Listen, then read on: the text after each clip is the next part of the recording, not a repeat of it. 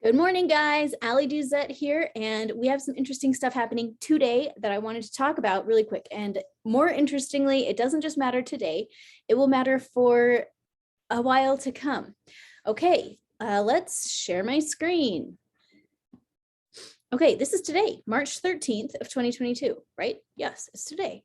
At 7:34 a.m. Eastern Time in Washington, D.C., we had a Sun, Neptune, conjunction that was exact at 22 degrees, that 22 number again, interesting, and 52 minutes right here. And this is baby Danielle, by the way. Hello, you have lots to say about astrology, baby. Okay, so here you can see the sun, and this is Neptune at 22 degrees and 52 minutes of Pisces. And I measured from Washington, D.C. because I wanted to look at it in the context of the Pluto return. America just had its first Pluto return in February, and it has not even been 4 weeks yet. It's 3 weeks since that day. Today is 3 weeks after. And we have started to see, I talked about how it's going to look a little bit like 2020, because 2020 was the prelude to what is about to take place. So I'm smiling, but also I'm a little bit terrified, but it's okay. Everything is going to be okay for us as long as we are in line with the divine. Okay, we got to focus on our internal preparedness. External preparedness is good too, but internal preparedness is the number one most important thing that we can do.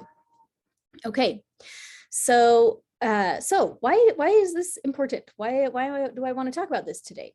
So the sun is going to be exact Neptune sometime every single year. The sun goes exact to every single thing on a chart every year because the sun goes around the whole clock every year, and the planets don't. The planets take a lot longer. Neptune's orbit is like 164 years. Okay, so let's put it this way: the last time that that Neptune was in Pisces, the last time this happened was in the 1850s. Okay, but this is the thing that we need to keep our eyes on. It is coming up on April the 12th of 2022. On April 12th of 2022, look at this. This is the thing.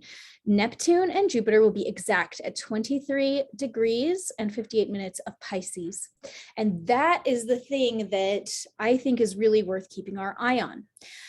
Neptune represents spirituality. I always say spirituality because it's not really about religion. It's not really about dogma and commandments and that kind of thing. Neptune is about that connection with everything, with the divine. It's about it kind of transcends the list of rules and stuff about how we're supposed to act, and it's more about like that connective love, and also it's the planet of delusion and illusion, glamour. It's the planet of the subconscious mind, the unconscious mind. It's the planet of the things that we didn't know that we didn't know. Okay, it's the planet of the things we didn't know that we didn't know. Okay, so this is going to be a prominent energy today, and today, in my opinion, opens up that portal to April 12th of 2022. So we have about exactly a month that this Neptune Jupiter energy is going to be impacting us all a lot. So Jupiter is it is an expander. It expands everything that it touches. So what do we see? We see a massive expansion of Neptune energy in Pisces, and this is going to apply to the entire planet. Everybody in the whole world is going to be experiencing that. If you have a lot of Pisces in your chart, whatever is up in Pisces in your chart, this may trigger stuff going on in there. But anyway, Pisces, Neptune rules Pisces, and they go together. Neptune and Pisces go together. Pisces is also the sign of the stuff you didn't know that you didn't know, the sign of spirituality, and that sign of illusion and delusion. Okay, so Pisces can refer, like, prominent Pisces can look like, intuitive healing and being really in tune with the Holy Spirit and really connected to God. It can also look like kind of the opposite. It can look like mental illness. It can look like a really easy time getting led astray by evil spirits. It can kind of go both ways, because everything on the chart can go both ways, and it's up to us to use our agency to use it appropriately. So what are we going to be seeing around April 12th of 2022? What is the energy that's going to surround this date? Okay, this energy is getting started right now, today, and it's going to be kind of going on, I don't know, maybe for a month or two to come. And really the energy is going to kind of permeate kind of the entire year in its way, but it's going to probably be the most, the dominoes are going to start falling on April 12th of 2022 and kind of today as well. Okay, if you think of it like the Pluto return, the first one took place on February the 20th of 2022, but the prelude started on January the 12th of 2020. And then we saw what happened in 2020 and 2021. And now here we are in the Pluto return, and we're going to see a whole new story start to unfold. But in the meantime, we're also seeing this Neptune and Jupiter thing happening that hasn't happened since 1856. So I wanted to take a really quick look at the situation in 1856. Okay, here it is. In 1856, this is the last time that that Neptune and Jupiter were exact in Pisces. And so they had their exact moment at 18 degrees and 13 minutes of Pisces. And the sun was also in Pisces at that time, really interesting, and within orb of the sun. The sun has an orb of 10 degrees in either direction. So at 26 degrees, anything within 10 degrees of 26 degrees counts as being conjunct the sun. And so this is a really interesting energy. And, so I'm LDS. 1856 was what's called the, oh, come on, where is it? Sorry, I'll share my other page to you if I can figure it out. Sorry, guys. Normally I'd prepare a slideshow or something, but I just wanted to sit down and just record this so fast. Here we go. Look, it even has its own Wikipedia page, or sorry, on the church website, Reformation of 1856. Okay, so there's like a lot of crazy stuff going on in 1856 in the LDS community. And it was a turning point for many who reported experiencing spiritual renewal and improved morale within their communities. Okay, and it was all about these efforts to build up the kingdom of God, prepare for the second coming of Jesus Christ. And then blah, blah, there's a whole bunch about it. But here's the long and short of that situation of 1856. In 1856, so there was this like renewed, focus on preparing for the second coming. And it kind of went in all sorts of interesting directions. Okay. And so, I mean, you can read the article for yourself if you care, but like basically a lot of the stuff that happened, some was really good, some was kind of crazy town, at least from our modern perspective, And to me, that is a really good example of that Neptune and Jupiter thing. I mean, like, okay, this is when they were like, you have to be a better person. Like you need to, obey the commandments better. That's great. And then they're like, maybe you should have some more wives. Like, whoa, wait a minute. Wait there, buddy. Like the polygamy thing kind of came out of this era. And some other stuff of like questionable. Now we're sitting there like, was all of that 100% inspired? I don't know. And so we on a global level are entering into this energy again. So what do I expect that we will probably see? Because Neptune is the planet of illusion and delusion, I'm going to guess that there's going to be a lot of misunderstandings about what is actually happening in the world. I think we're going to see a greater split between what you might call the conspiracy theorists and the people that are like glued to the normal television, We're going to see for ourselves, one moment,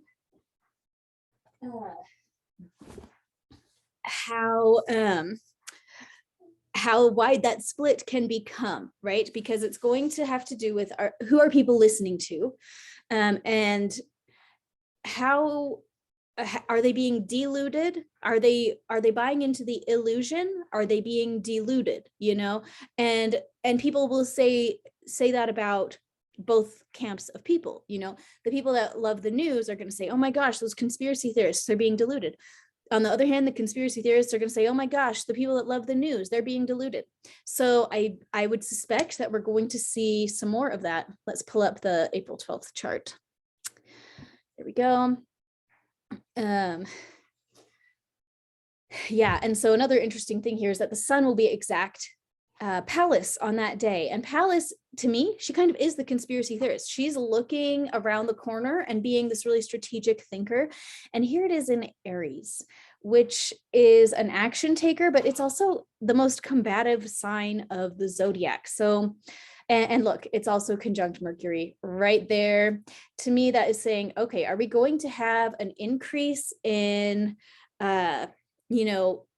maybe even word-like communication about situations on which we may not have the full picture? May a large swath of the population be actively deluded, led astray by something they think is true. It's like a mirage. Okay, we're seeing this mirage, and here's the thing: everybody is going to be seeing a mirage. Okay, look, no one's going to have the whole story. I'm not going to have the whole story, and you are not either. And that's really important to remember here. As we go into this season that starts today, we just have to remember we're not right all the time, or even probably most of the time. And we don't have all the information, and people out there are actively trying to trick us on all sides of the aisle. Okay, everywhere that we turn, we're going to have people who are mixing truth with their own opinion. And I know you could even say that about me, of course. I mean, and here I am teaching a bunch of stuff that I think is probably true mixed with my own opinion. And so there you go. The only thing that you can really trust is your own connection with the divine. The divine will not lead you astray. It is your job to figure out how to listen better and practice every day and build those habits and connect and listen and act. That is the only thing that's going to keep us safe and in alignment, no matter what happens with all of this combative energy and verbal combative energy. And over here, a massive expansion of our ability to be actively deluded and misled. Pisces and Neptune, to me, when people say they have trouble listening to the Holy Spirit, that's where I look on their chart.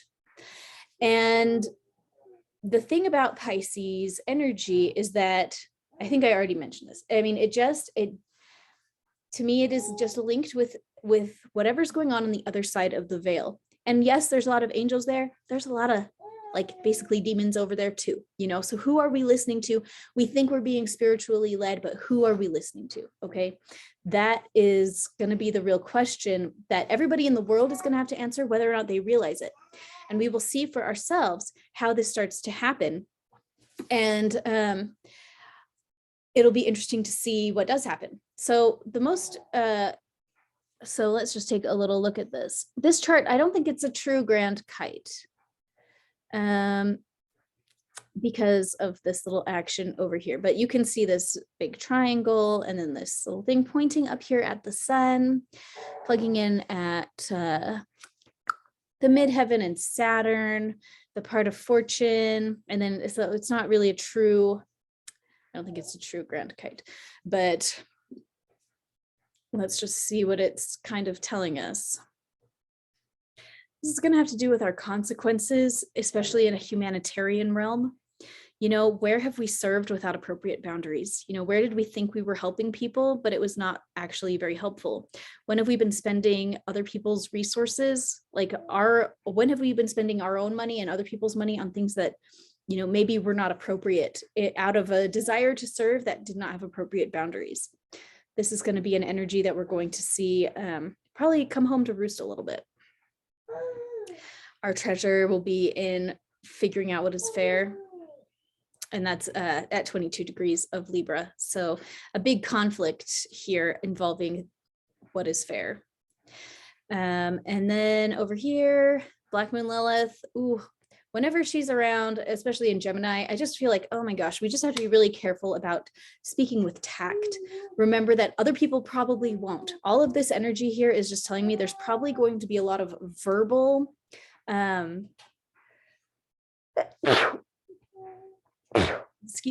verbal attacks on people that may not be very tactful, of course. And so the trick is we should not probably be attacking people. We need to be speaking with tact and remembering that everyone in the world is probably primed to be speaking things in a meaner way than they mean to. That would be my guess. That's my little take on that. But let's go back to today. Today, here we go. This is it. It happened in the 12th house, which is Pisces's natural house. And you see it's close to Jupiter, close to Mercury, who deals with communication. So what this is all just telling me is that, especially with this rising Pisces, so much Pisces energy going on here. This is the stuff we don't know, we don't know.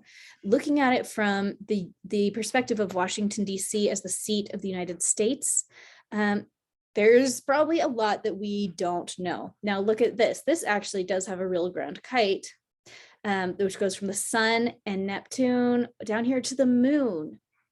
Okay, our national focus on, you know, whatever is going on with home and our leadership. And this is the nodal path. This is all part of our destiny to deal with whatever shows up that we're going to be deluded about.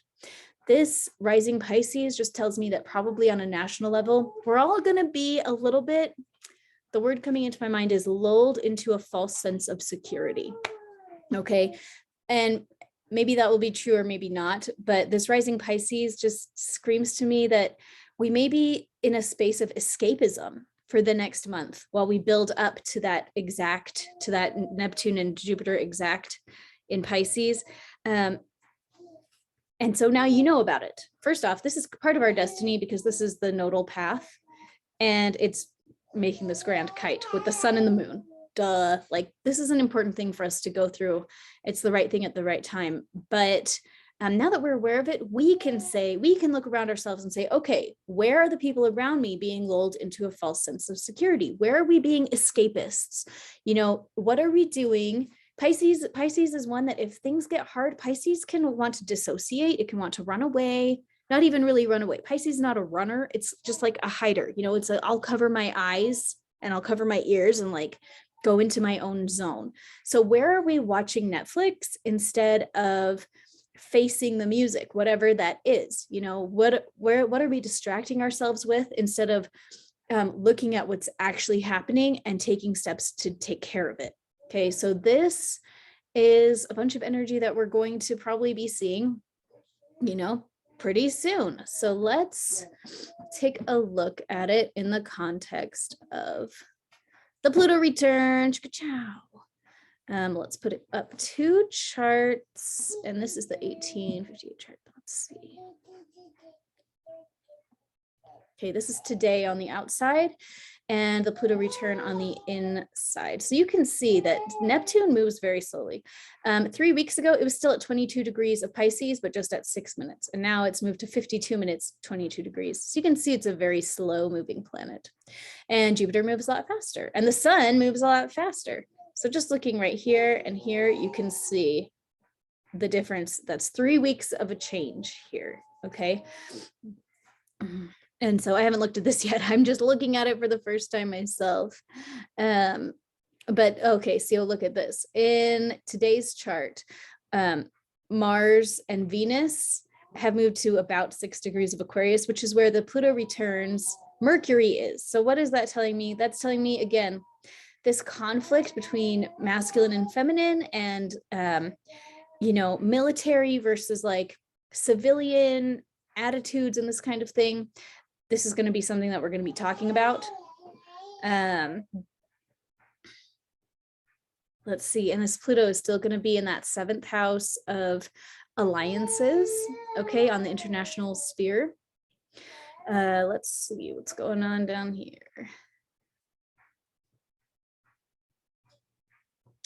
Okay.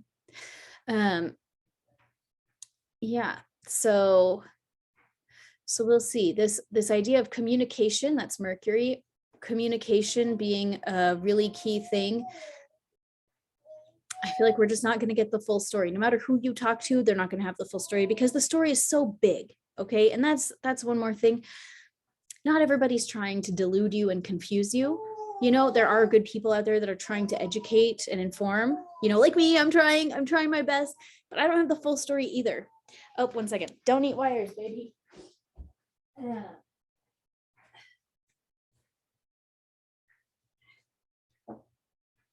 And so that is going to be just a really important thing to remember, is that with this Mercury in Pisces right now, the things that we hear, the communications that we experience with other people, it's going to be from a lens of possible delusion. You know, there's going to be stuff going on there that we don't even know that we don't know. And what is it going to be about? Probably, I mean, Aquarius is the humanitarian. It wants to save the world, probably around our world saving ambitions, and may involve, you know, military stuff and stuff at home, you know, the masculine and feminine on the national level. So, okay, takeaways. So again, this is today. We're heading into a season where we may not be able to trust very much of what we see and hear on the news and from each other. We're going to be heading into a season where people may be more combative in their verbal, you know, in their communications with each other. And it's going to be more important than ever that we tune into the divine and listen. When things get stressful or scary for you in your personal life, remember that the temptation on the national level for everybody is going to be to run away and hide. But we don't have time for that. And you know what? This is true for the whole globe, no matter where you live. We have gone from this Sun Neptune exact moment, and we're coming up to the Neptune and Jupiter exact for the entire planet. Okay. This is true for everyone in the whole world.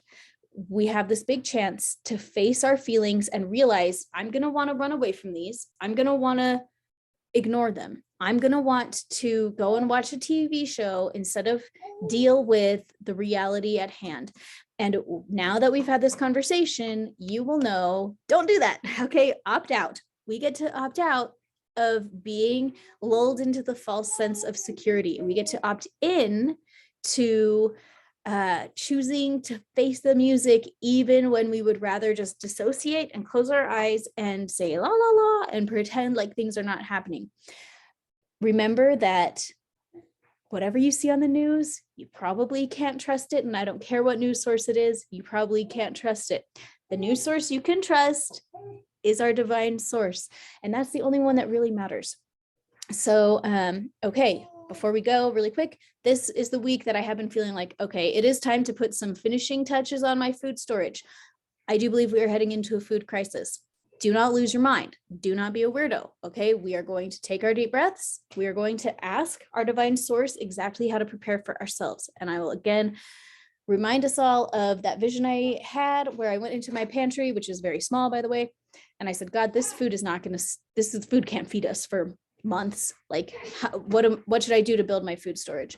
And I had this vision of my house ripping apart and all the food going down, and God just saying, like, you're right, it can't feed you, and I can remove all this food anyway. So kind of don't worry about it. It wasn't really the message of like, never buy food storage again, but it was really the message of, you know, do your best and, you know, give God the rest. And so that is what I will recommend to all of us is don't be a crazy person. Do be wise. Do tune into the divine and ask for instructions on what you need to do to prepare, because all of us are going to be having our own unique experiences. Oh my gosh, sorry. I'll finish this story really fast. My mom had a dream for me the other day, and it was in the dream, all of these people had to walk across the sand in as few footprints as possible. And so I led the way, and I was leading the way with my footsteps, and all these people would come behind me and step in my footsteps, and the footsteps were getting very big and deep as everybody was trying to walk in my footsteps. And then a person came out and changed the rules, and they said, nope, now the rule is that everything has to be as shallow as possible. All the footprints have to be as shallow as possible. All of a sudden, it didn't make sense for people to follow me anymore and walk in my footsteps. Everybody had to walk in their very own footsteps as lightly as possible. And man, when she sent me that, I thought, oh my gosh, that is the meaning. The meaning is, I'm doing my best to be this like good leader or whatever, so that people can like follow my footsteps to the extent that they want to, not that I like think that everybody necessarily should or something like that, but just that time is coming where we're all going to have to walk our own path, and we all will have to be okay with that. We're all going to have to realize no one else can guide me. No one else can do that. The only person that can is our divine source. And we will all have to make our own footprints in the sand, even if it's scary, even if we would prefer to step in somebody else's path. We won't be able to. So take your deep breaths, connect in with the divine, ask what you need to do for your own journey, which is going to be on your own path. Okay. We're heading into that time. And don't be scared. If you're feeling fear feelings, go scribble them out. allyduzette.com/scribbling. Go scribble them out. We don't have time for fear, guys. We only have time to connect with the divine and live every moment in complete alignment with our divine source. So, okay. I love you guys so much. Thanks for hanging out. I will talk to you later.